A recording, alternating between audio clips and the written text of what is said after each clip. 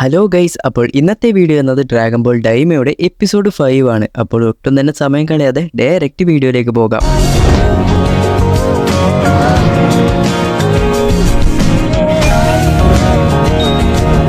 കഴിഞ്ഞ എപ്പിസോഡിൽ നമ്മൾ പറഞ്ഞത് പാൻസി എന്ന കഥാപാത്രത്തെ നമ്മുടെ ഗോക്കു രക്ഷിക്കുന്നതാണ്. അങ്ങനെ അതിനുശേഷം പാൻസി പറയും, നിന്നെ കാണാൻ ചെറിയ കുട്ടിയെ പോലെയാണല്ലോ ഉള്ളത്, എന്നാലും നീ ശക്തനായിട്ടുള്ള ഒരാളാണെന്നും പറയുന്നു. അങ്ങനെ ഇത് കേട്ട് ഗോക്കു പറയും, ഞാൻ എപ്പോഴും ട്രെയിനിങ് ഒക്കെ ചെയ്താണ് ഇതുപോലെ ആയത് എന്ന് പറയുന്നു. അങ്ങനെ പാൻസി പിന്നെയും ചോദിക്കാൻ തുടങ്ങുന്നു, ഗോക്കു നിന്റെ ചെവി കാണാൻ എന്താ ഇങ്ങനെ ഇരിക്കുന്നത്, നീ ഏത് വംശത്തിൽപ്പെട്ട ആളാണെന്നും ചോദിക്കുന്നു. ഇത് കേട്ട് ഗോക്കു പറയും, ഞാൻ സെയ്യൻ വംശത്തിലുള്ള ആളാണ് തുടങ്ങിയ കാര്യങ്ങളൊക്കെ പറയുന്നു. അങ്ങനെ നമ്മുടെ പാൻസി ഓരോന്നായി പറഞ്ഞുകൊണ്ടിരിക്കുമ്പോൾ ഗ്ലോറിയോ പറയും, വേഗം തന്നെ നമുക്ക് കാസ്റ്റലിലേക്ക് പോകണമെന്നും പറയുന്നു. അതായത് ഇവർ ശരിക്കും എവിടെയാണ് പോകുന്നത് എന്ന് വെച്ച് കഴിഞ്ഞാൽ ഈ ഒരു മൂന്നാമത്തെ ഡീമൺ വേൾഡിലുള്ള കിങ്ങിന്റെ അടുത്തേക്കാണ്. അങ്ങനെ ഇത് കേട്ട് പാൻസിയും ഞാനും നിങ്ങളുടെ കൂടെ വരാമെന്ന് പറഞ്ഞ് ഇവരുടെ കൂട്ടത്തിൽ ചേരുന്നു. ഈ സമയം നമ്മുടെ ഗോകുവിന് വിശക്കാൻ തുടങ്ങുമ്പോൾ പാൻസി തന്റെ കയ്യിലുണ്ടായ ഫുഡൊക്കെ ഗോകുവിന് കൊടുക്കുന്നുണ്ട്. അങ്ങനെ ഗോകുവിന്റെ പേരെന്താണെന്നൊക്കെ ചോദിച്ച് തന്റെ പേരും പറഞ്ഞ് എനിക്ക് കാക്കറോട്ട് എന്ന മറ്റൊരു പേരുണ്ട് തുടങ്ങിയ കാര്യങ്ങളൊക്കെ ഗോകു പറയുന്നു. അപ്പോഴാണ് ഇവിടെ പാൻസി മറ്റൊരു കാര്യം നമുക്ക് കാണിച്ചു തരുന്നത്. അതായത് നമ്മുടെ മാജിൻ ബൂ ഒക്കെ മാജിക്കൽ പവേഴ്സ് യൂസ് ചെയ്യുന്നില്ലേ, അതുപോലെ ഇവിടെയുള്ള ആൾക്കാർക്കും മാജിക്കൽ പവേഴ്സ് യൂസ് ചെയ്യാൻ സാധിക്കും. പാൻസി ഒരു ചെറിയ കഷ്ണം കല്ലെടുത്ത് തന്റെ മാജിക്കൽ പവേഴ്സിൽ അത് കൺട്രോൾ ചെയ്യാൻ വേണ്ടി നോക്കുന്നുണ്ട്. എന്നാൽ അത് അത്ര പെർഫെക്റ്റ് ആയിട്ട് ആവുകയില്ലെങ്കിലും ഗോകു ഇത് കണ്ട് അവിടെ അഭിനന്ദിക്കുകയും ചെയ്യുന്നുണ്ട്. അങ്ങനെ ഇതൊക്കെ ചെയ്ത് നമ്മുടെ പാൻസി ഗോകുവിനോട് ചോദിക്കും, നിനക്ക് ഇതുപോലെ എന്തെങ്കിലും മാജിക്കൽ പവേഴ്സ് ഒക്കെ ഉണ്ടോ? അപ്പോൾ തന്നെ ഗോകു തന്റെ നാവ് കൊണ്ട് മൂക്ക് തൊട്ട് കാണിച്ചു കൊടുക്കും. അങ്ങനെ ഇത് കഴിഞ്ഞാണ് പാൻസി ഷിന്നിനെ കാണുന്നത്. ഷിന്നിനെ കണ്ടയുടൻ തന്നെ നീ ഗ്ലൈൻഡിലുള്ള ആൾക്കാരെ പോലെയാണല്ലോ ഉള്ളത് എന്ന് ചോദിക്കുന്നു.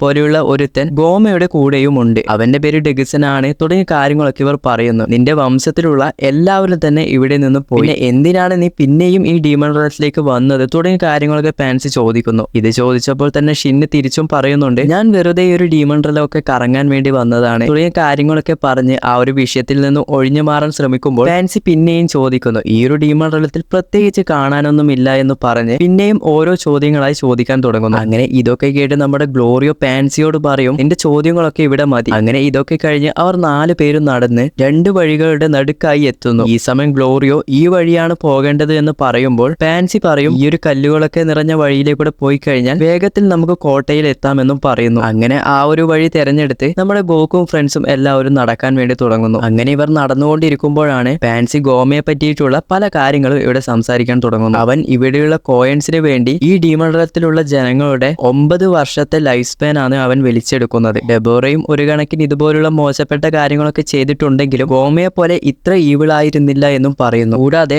നോർമൽ ആയിട്ടുള്ള ഇവിടെയുള്ള ഡീമൺസിന് 1000 വർഷമാണ് ആയുസ് എന്ന് പറയുമ്പോൾ ഗോകു പാൻസിയോട് ചോദിക്കും, അപ്പോൾ ശരിക്കും നിനക്ക് എത്ര വയസ്സായി? ഈ സമയം പാൻസി എനിക്ക് 82 വയസ്സായി എന്നും പറയുന്നു. ഇത് കേട്ട് ഗോകുവും ഷോക്കായിട്ട് നിനക്ക് എന്നേക്കാൾ വയസ്സുണ്ടല്ലേ എന്നും പറയുന്നു. അങ്ങനെ അവർ നടന്ന് ആ ഒരു കോട്ടയുടെ അടുത്തെത്തുന്നു. അങ്ങനെ ഇതേ സമയമായിരിക്കും നമ്മുടെ മറ്റൊരു സ്ഥലത്ത് ഡെൻഡയെ കാണിക്കുന്നത്. ഡെൻഡെ ഇപ്പോൾ ചെറിയ കുട്ടിയായതുകൊണ്ട് തന്നെ അവന്റെ അടുത്തുണ്ടായ ഒരു ഡീമൺ അവന് വേണ്ടി കഥകളൊക്കെ പറഞ്ഞു കൊടുക്കുന്നുണ്ടാകും. ഈ സമയം ഗോമ അവിടെ അടുത്തു വന്ന് അവൻ ഇഷ്ടപ്പെടുന്ന നല്ല രീതിയിലുള്ള കഥകളൊക്കെ പറഞ്ഞു കൊടുക്കണമെന്ന് പറഞ്ഞ് ഇവൻ വളർന്നു കഴിഞ്ഞിട്ട് വേണം ഡ്രാഗൺ ബോൾസ് വെച്ച് പല കാര്യങ്ങളൊക്കെ ചെയ്യാൻ തുടങ്ങിയ കാര്യങ്ങളൊക്കെ ഇവിടെ പറയുന്നു. അങ്ങനെ അതിനുശേഷം പിന്നെയും നമ്മുടെ ഗോകുവും ഫ്രണ്ട്സിനെയാണ് കാണിക്കുന്നത്. നമ്മുടെ ഗോകുവും ഫ്രണ്ട്സും കോട്ടയിനുള്ളിലേക്ക് കടക്കാൻ വേണ്ടി നിൽക്കുമ്പോൾ അവിടെ ഉണ്ടായ കാവൽക്കാർ ഇവരെ തടഞ്ഞു നിർത്തുന്നു. നിങ്ങൾക്ക് എന്താണ് വേണ്ടത്, എവിടെ നിന്നാണ് വരുന്നത് തുടങ്ങിയ കാര്യങ്ങളൊക്കെ അവർ ചോദിക്കുമ്പോൾ പാൻസി അവരുടെ മുന്നിൽ വരുന്നു. പാൻസി വന്ന ഉടൻ തന്നെ അവിടെ ഉണ്ടായ ആ ഒരു 2 പേരും പാൻസിയെ നോക്കി പ്രിൻസസ് എന്ന് പറയുന്നു. ഈ ഒരു കോട്ടയിലുള്ള നമ്മുടെ പ്രിൻസസ് ആണ് പാൻസി. ഇത് കേട്ട് ഗോകുവും പറയും, നിന്നെ കാണാൻ പ്രിൻസസിനെ പോലെയൊന്നും ഇല്ലല്ലോ എന്ന് പറയുന്നു. അങ്ങനെ അവർ എല്ലാവരും കോട്ടയുടെ ഉള്ളിലേക്ക് കടക്കുന്നു. കോട്ടയിനുള്ളിൽ നോക്കിക്കഴിഞ്ഞാൽ കുറച്ചുപേർ കൃഷി ചെയ്യുന്നതും കുറച്ചുപേർ ട്രെയിനിങ് ചെയ്യുന്നു,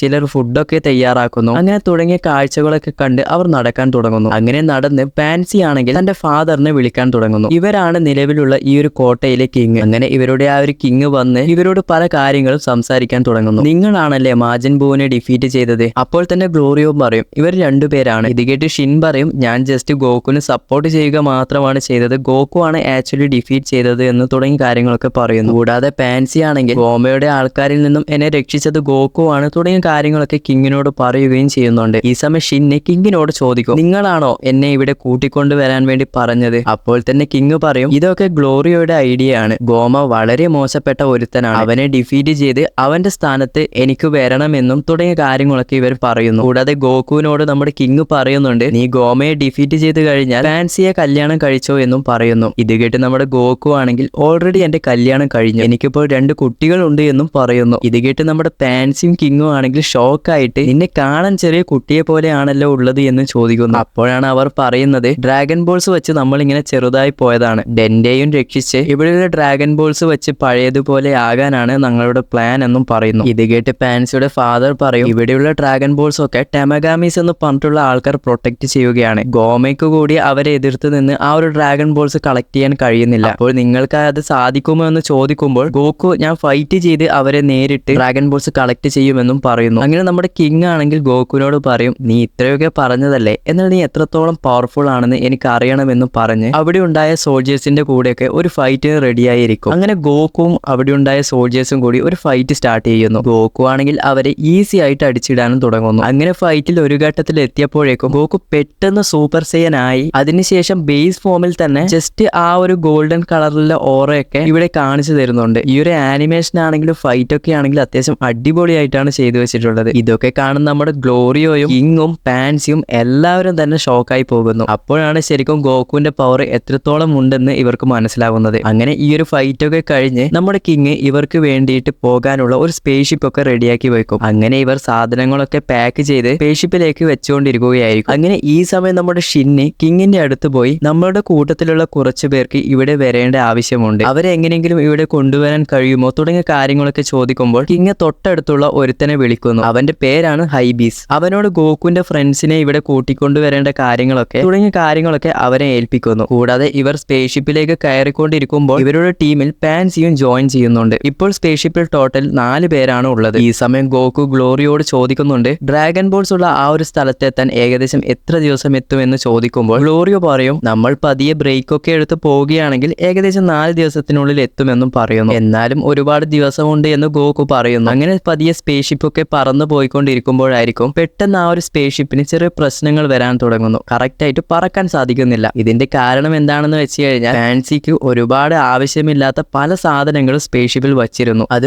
ഓവർ വെയിറ്റ് ആയി കറക്റ്റായി പറക്കാൻ സാധിക്കാതെ ആ ഒരു സ്പേസ്ഷിപ്പും താഴെ വീഴുന്നു. അങ്ങനെ ഈ ഒരു സ്പേസ്ഷിപ്പ് താഴെ വീഴുന്നതോടുകൂടി ഈ ഒരു എപ്പിസോഡും ഇവിടെ അവസാനിക്കുന്നു. അപ്പോൾ ഈ ഒരു വീഡിയോ ഇത്ര മാത്രമേ ഉള്ളൂ. വീഡിയോ ഇഷ്ടപ്പെട്ട ലൈക്ക് ചെയ്യാനും സബ്സ്ക്രൈബ് ചെയ്യാനും മറന്നു പോകരുത്. അപ്പോൾ നമുക്ക് അടുത്തൊരു വീഡിയോ ആയിട്ട് പിന്നെ വരാം.